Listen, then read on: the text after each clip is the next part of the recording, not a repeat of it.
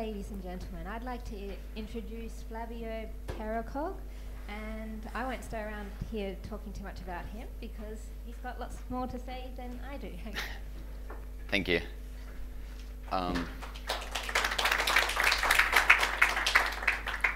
You're pretty awake.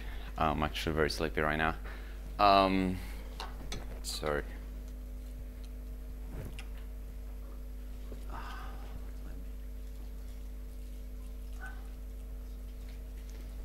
Did I just fuck this up?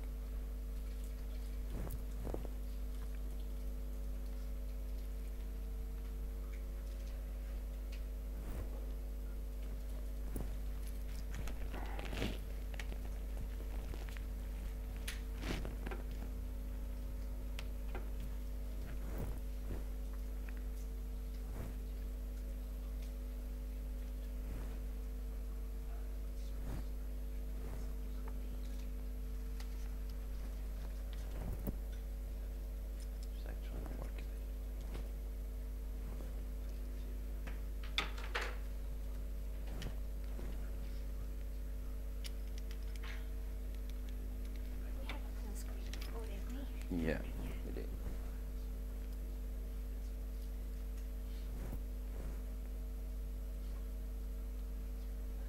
Let's see. Oh, there you go. Is it there? Nice. So, breaking backwards compatibility. That's what we're going to talk about today. But instead of telling you how not to do that, I'm going to tell you how to do that. How you can break backwards compatibility, how you can inflict pain in your users and make sure that they will suffer for the rest of their lives, or as long as you're going to maintain the software they're using. But before we get there, some disclaimers. I normally talk very fast. It has nothing to do with being nervous or anything. It's because I'm originally from South America and we are very used to speak fast there, unless you want to get killed or robbed or whatever. Might say bad words. I'm not trying to go against the code of conduct. I just get very frustrated about many things, and especially when I'm ranting about stuff, I might just go and say bad words. Don't take it on me. I'm not trying to be a bad person here. There is me. Feel free to interrupt me at any time. If you have questions, I'm happy to take them and to be interrupted during my talk. Thank you all for being here. I realize this is it's not right after lunch, but it's the one after the one after lunch, which is probably worse because we're all even more sleepier and ready to take a nap. Work at Red Hat. I still work there. Been there for at least almost 3 years already. And I'm probably not going anywhere in the near time. And that's my Twitter handler if you want to tweet about this talk. If you think it's really bad and you want just to make it public, just feel free to tweet me. And if you actually liked it and you want to follow me, please do it. Someone has to feed my ego somehow. So go there, follow me, and make me happy. And that's my email address in case you don't want to go public and you want to share some feedback, either it is good or bad. So breaking backwards compatibility. What's backwards compatibility? How many of you know what backwards compatibility actually is? Show hands. OK, cool. Enough people. How many of you know that there's also forward compatibility? OK, so for those of you that didn't raise your hand, so this is what backwards compatibility is. I'm not going to repeat it. It looks like a very decent definition of what it is. But the TLDR of it is, do not break the software you already released. Don't break whatever you have done in the past. Make sure that your new versions are compatible with whatever you've released already. Forwards compatibility instead is making your software ready for things that are coming in the future, but you don't want to have right now. That basically means if you want to make your software forward compatible, you are violating Jani, basically, which is that you are not going to need it. So you're not supposed to add stuff to your software that you're not going to need in the future, or that you don't have right now. Sorry, that you don't have right now. But in real life, it's actually a very good use case. So for instance, if you have your house and you're building your house and you don't have enough money, or you don't want to put your AC system on your house, but you want it to be ready to have your AC system on at some point in the future, you might want to build it in some way that putting your AC system is going to be easy enough and cheap enough that your house is going to be ready for it. Or maybe you don't want to have it at all, but you want to sell your house with the no space and with everything ready to have an AC system on so that you can charge more for it. So that's having a house that is actually forward compatible. You don't have an AC system now, but you might have it in the future. So forward compatibility is actually a thing that many people don't know. So because it basically violates one of the rules that we try to respect at all, as much as possible. So now to talk. Whatever you do with your software, make sure you don't use versioning at all, right? Because if you want to inflict pain to your users and you want to make sure they suffer, you don't have to provide any way to differentiate between your new software and your old software. You might want to just call it software and just release it that way. So whenever you have a new version of your software, you don't have to worry about what the next version number is and what you want to use is. You just call it software. You release it whenever you want. You don't have to worry about timelines. You don't have to worry about release schedules or anything. Just add stuff to it and release it, and make sure that your users will just consume the latest version, which they won't even know what the latest version is. And the good thing about not having versioning at all is that you don't even have to deprecate things. So anytime that as much as you add stuff to your software, as soon as you get tired of the things that you have in your software, just remove them. Don't assume that no one else is using it, because if you don't care about your users and you don't care about what they're using and what your software is doing or what your software is actually providing, you don't actually care if there's people using it. Just add stuff to it, release it as a software. Don't put versioning at all, and don't deprecate things. Just remove functions as you wish, add functions as you wish, and don't worry about it. Like if someone comes to you crying, and they email you and they send you hate emails, that's fine, that's life. I mean, they'll deal with it at some point. And they'll probably get over it or not. But that's not your problem, right? You just want to inflict pain to your users. So you don't want to deprecate things at all. You just want to release stuff and do whatever you want with your software. This is your software after all, right? And the best way to do that probably is just assume you're the only user of your software. So whenever you're at a function or a functionality, let's just talk about functionalities. Whenever you're at a functionality to your software, assume you're the only one that's actually going to use it, because you're adding it because somehow it clicked it in your head and you just said like, okay, this is something I want to have in my software because I think it is useful. And since you're assuming that you're the only user of your software, you're free to add it and remove it whenever you want. And again, like if you assume you're the only user of your software, it's going to make your life way simpler.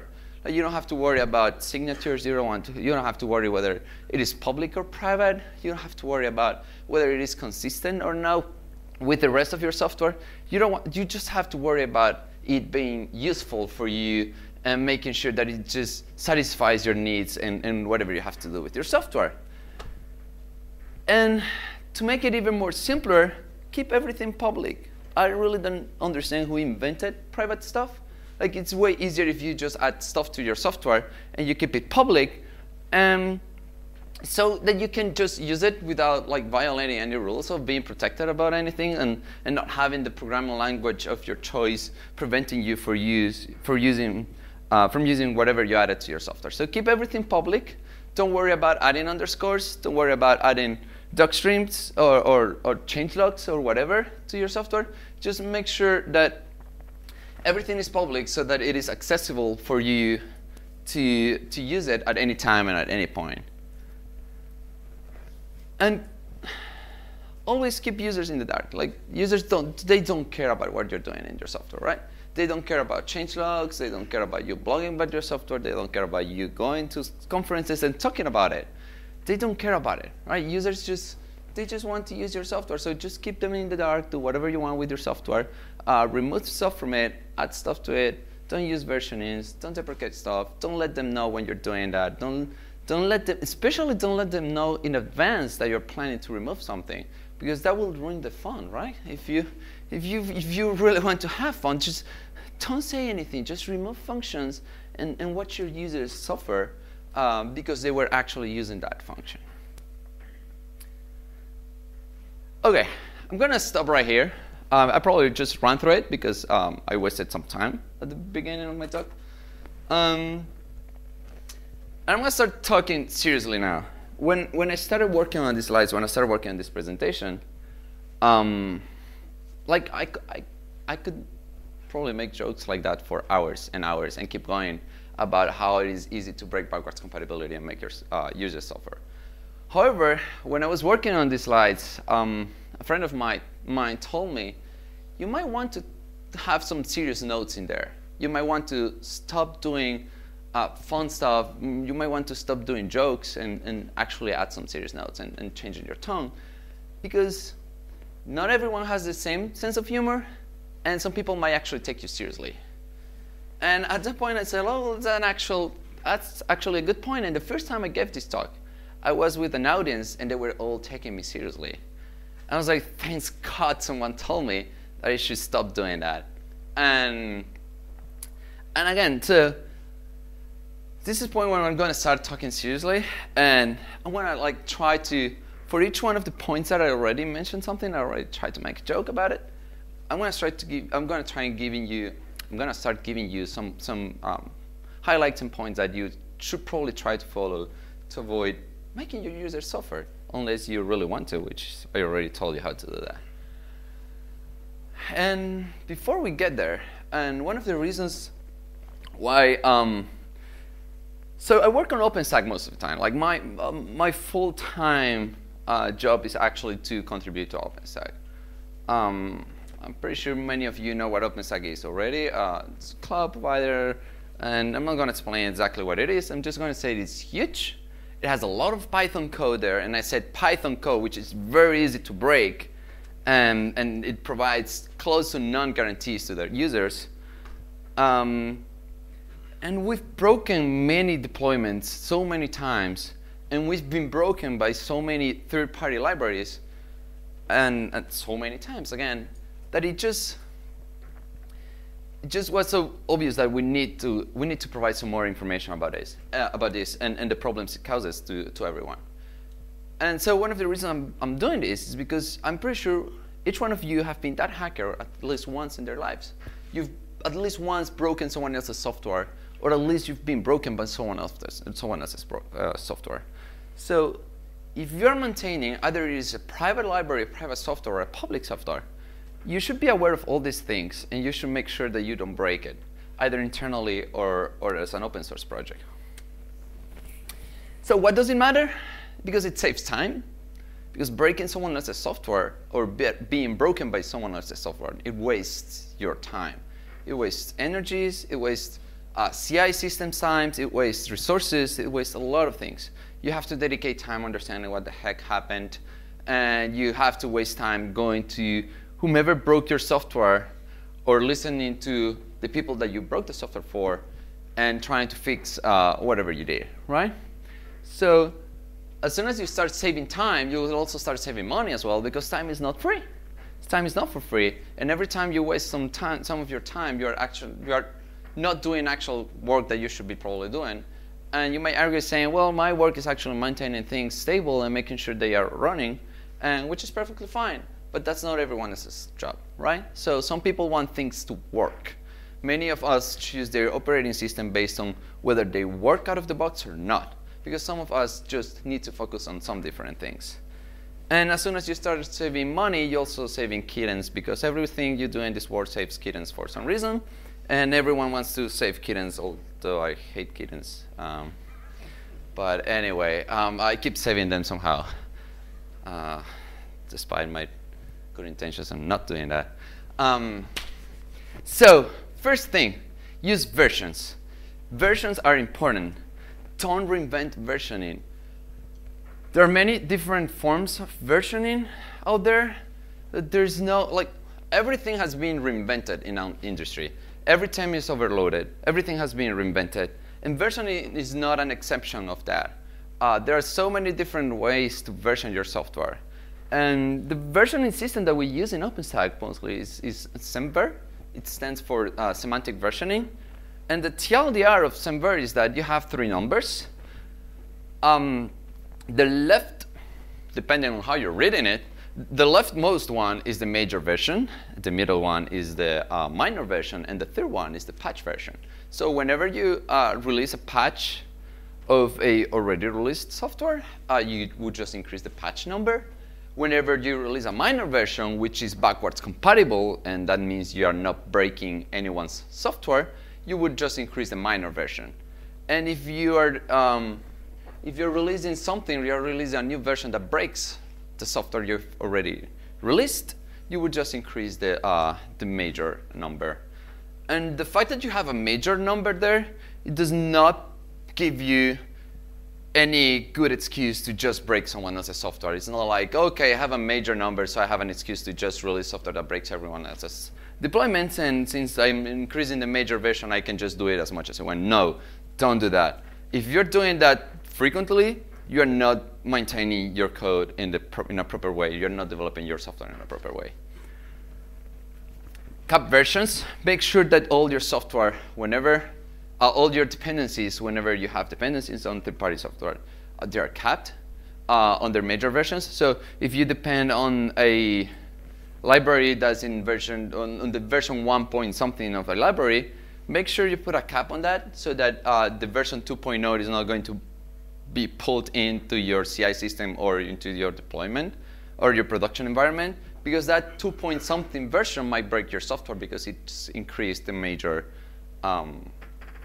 number, which doesn't mean that a minor release might not break your software, because we're humans and we've been created to make mistakes and make someone else's software. Communicate things. Talk to your users. Make things public. Be public about it. And by public, I mean if you work in a closed source company, will be public within your company.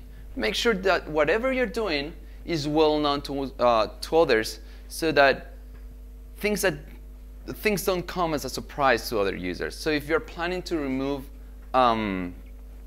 functions, if you're planning to add new functions, if you're planning to change the way your software works, make sure you communicate that properly, either by having good release notes, having good change logs, writing blog posts about it, going to talk to conferences and talk about it. It's really important to be open about the things you're thinking and you're working on your software, because it makes it easier for others to follow up on whatever you're doing. Our industry is big enough for us to feel special about it and for us to pretend that people are actually paying attention to the things you are doing. And most of the time when we have a software and we depend on someone else's software, we normally have several dependencies, and pretending that we're going to follow closely every single one of them, and so that we're not going to be broken by them or by other releases, is a wrong assumption. And so be public about it. Make sure that, and I'm not saying that if you have a library, you should just like go and ping every one of your users. I'm just saying be public and expect your users to at least keep an eye on whatever you're doing with some sort of frequency that they won't be pretty much broken or whatever based on what you're doing. So they will be able to follow up on what you're doing. And whatever you do, make sure you give your users enough time to know about it. If you want to deprecate things, and we'll get to that in a bit, if you want to deprecate things, make sure you give your users enough time to move away from whatever they're using right now and move to the new function and the new things you are going to provide. Have a consistent API. One of the things that makes it really difficult to use a library, and we saw a little bit of that in today's keynote, and it is having an API that is not consistent at all.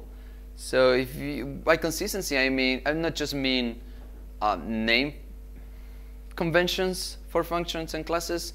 I also mean signatures. So if I have two functions and they both need to take a username and a password, and it turns out that the first function takes username and then password, and the second function takes password first and names the username as the second argument, that's inconsistent. And there's no reason why I should do that. Instead, if I keep them both consistent in the signature, it will make my user's life way simpler. It will make my library more consumable by other users. And a lot of this can be done if you follow the design by contract. How many of you know what design by contract is? Okay. Okay, I'll ignore you. I'm going to explain anyway, because I have enough time for that. Yeah. Actually, I don't. So design by contract was it came out of a programming language called AFOL. It basically means that you have to have a contract in your software, right? Just like whatever contract you have with other companies or your internet provider is going to provide something for you, and you are just going to pay for that, right? And it works kind of the same way in the software, where you say, so this is my function. As long as you provide me with these arguments, and you always you respect that contract, and you always give me the arguments I'm expecting, I'll provide you with these replies based on whatever input you gave me. If you don't provide all the arguments I'm expecting you to provide, I'll probably fail. I'll probably cry. I'll probably just raise exceptions and crash and take down your whole environment. And that's basically it. And that's probably one of the reasons why we call all the arguments, elements, and everything, we call them signature of the function, is because we have a contract with whomever is calling that function, right? So that's the signature of a contract. As soon as you respect that, we're going to keep behaving in the same way, So designing by contract makes actually very simple to keep consistency and make sure that your library, your software is consumable. And I keep saying library, but this can be applied also to RESTful APIs, HTTP APIs, raw TCP APIs, whatever API you have that has to interact with external users or with other users might follow all these patterns and all these guidelines. Have some privacy rules. A good rule of thumb is make everything private by default. If you don't know what how your function is going to be used, if you're not sure, excuse me, if you're not sure whether your function should be public, whether your users are going to use it in the way you expect them to use it, just keep everything public. Honestly, like, users don't normally care whether you have a string to Unicode utility in your library. Just make that private. If you really have to have that utility, have that function, make it private, and don't make it available for users. Because as soon as you make it public, you can't assume that no one is using it. Because assumption is the mother of all, you know what. I don't want to break the code of content. And so don't assume that there's no one using your functions in your libraries. Always assume that there are many people, thousands of people using it, so that you will be as cautious as possible to not break anyone's software or deployments. Don't expose, obviously, internals and commons utilities. Like I said, no one cares if you have an str to Unicode function in your library because you need it, or because the Python 2 to Python 3 is completely broken. But really, like, if you have to have it, just keep it private. And have some stability attributes. Stability attributes probably I don't know. It's not a very Pythonic term. I actually took the term from Roslang, as you can see on my shirt. And what it means is communicate to users whether you consider your function and your utilities in your library as a stable API, as a stable endpoint or not. If you think a specific function is experimental or an endpoint or an API, let your users know. Have those stability attributes so that whenever they're using it, if it is experimental, they might expect this library or this endpoint to change in the future. And if it's stable, they might be provided with all the guarantees of a stable API, which means we're not going to break you. You're free to use it. And stable doesn't mean there are no bugs in it. Stable means we're happy with whatever signature we have here. We're happy with whatever this function is doing, and we're not planning to change them in the next release. So you're free to use it. Don't worry, we're not going to break you. So make sure you communicate those things to your users. In this case, so documentation is always a good answer to these things. But sometimes I believe that we should push ourselves a little bit forward in that. Just like when you're deprecating stuff. When you deprecate stuff, you just start like printing warnings everywhere and say like, hey, this is going to change, this is going to break in the future, and we're going to remove all these functions. And the same thing you should probably do with stability attributes and let your user know at least once. There are good ways to just print one message when people, even if they're calling the same function several times, to say, you know what, this function is experimental, be careful, it might change in the future, so that whenever you change it, it's not going to surprise your users and it's not going to break them. And again, this all goes back to being explicit and being public on whatever you're doing. There's nothing wrong with that. There's nothing wrong with saying, we're experimenting with this endpoint, we're experimenting with this function. Actually, it makes you a better library maintainer. It makes you a better software developer. The fact that you're being open of what your ideas are and being open of what you're working on, so that your users, you provide the best experience to your users. And one last point, I think it's the last point, is testing. And I'm not talking about unit tests or even functional tests. We know that. Like I really hope I don't have to tell you that you should test your software. But I'm talking about integration tests. If you know there are some software, specific software that are using your libraries, make sure you test your library against those software or those use cases to make sure you're not breaking them. We do that a lot in OpenStack. We have some services depending on other services, and we have this pipeline, this gate is called the integration gate, where we test everything together. And we make sure that even for every patch we do that. And we make sure that that patch is not breaking other services. It's not just about making sure it doesn't break your service, it's making sure it doesn't break other people's service. And I'm not telling you should do that with every single user, but if you have a very good consumer of your library that has contributed a lot back to you, it would be a good thing for you to say, hey, you know what, from now on, I'm going to try to test every single release or every single patch. Well, probably release if you don't want to do it for a single patch. Every single release of my library against your software to make sure I'm not breaking you, because you're a good example of a consumer of my library. You're a good use case for me, and I don't want to make you suffer. And if possible, make sure you run it cross-version. It's not just releasing my library now and testing it against master of the software, but also testing it with previously released versions to make sure you don't break other existing deployments. And with that, I think I actually ran out of time, and also I ran out of topics. So I hope you enjoyed the talk, and if you have any questions, feel free to ask. Thank you. Thank you, Flavio. Any questions from the audience? I can offer beer. Water. There you go. I knew you would ask. I was waiting for the encouragement.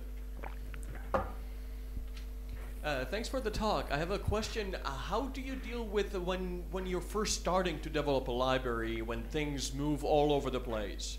Would you recommend like waiting to release it until it's done? Because at that point you might lose a lot of feedback, so how do you decide?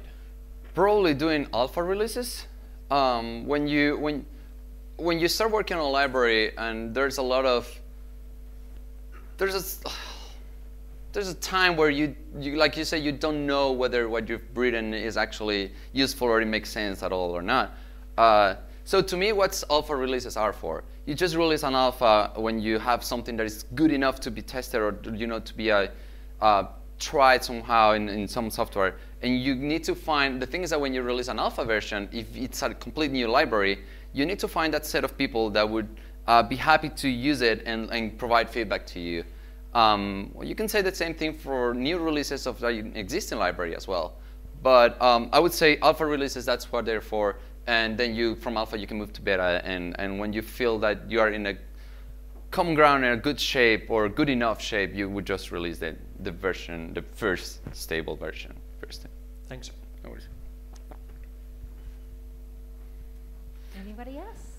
And if someone is going to ask what happens when you put underscores in front of your function and someone uses it anyway, well, fuck the users. There's a good Python standard that says if you have underscores on top before prefixing your function names, and it is supposed to be private, and if someone else is actually using it, that is their problem, not yours. No more questions, I guess? I guess I answered that one. No, but thank you for that tip about the underscore. Oh, well, yes, please.